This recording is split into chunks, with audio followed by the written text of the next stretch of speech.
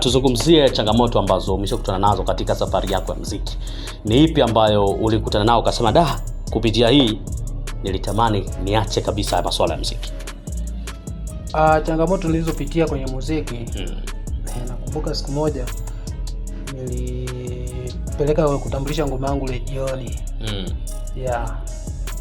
Nilipopeleka ile ngoma, yule naweza kusema mtangazaji wa ile redio ambaye alikuwa anataka kuipiga ngoma yangu redioni, aliipiga. Mwisho wa siku akanitumia message akaniambia, dogo, unajua kuimba. Nikatisha tamaa kiukweli, kwa sababu yani tu ile mtu anakuambia wewe bana kuimba. Lakini redio nyingine tena akaniambia, dogo, production uliopita ndio inayokuangusha, dogo, unaweza.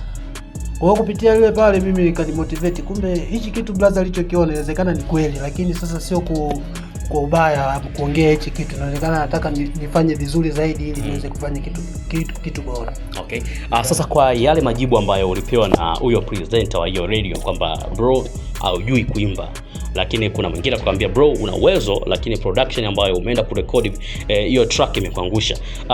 To base pale kwenye yule ambaye alikwambia kwamba haujui kuimba, message ile ulipokeaje kwa mara ya kwanza? Kweli nilitouch moyoni na nilifikiria vibaya, kwa sababu ndio hivyo, yani kitu nakipenda alafu mtu tu from nowhere anakuambia hichi kitu wewe huwezi. Iliniumiza kiukweli. Unadhani ilikujenga vipi mpaka leo tunamuona na tunamzungumzia Mani BRP? Ilinijenga kwa jasiri na kupambana zaidi, kwa sababu naweza nikasema kwamba hakuna kitu ambacho hakina changamoto. Sio wote watakupenda. Lakini nashukuru Mungu ile swala lienda vizuri, na huyo bro mpaka leo hii tunafanya kazi vizuri kabisa. Ina maana ngoma baada ile ngoma ya kwanza, maana nilitoa kweli ilikuwa low production. Ngoma ya pili ndio hiyo ambayo nikuja kufanya na Zaxi, nilimpelekea tena. Kama atasema sijui kuimba basi atajua yeye. Lakini ile ngoma baada ya kumpelekea aliniambia, dogo, umetisha kinoma noma.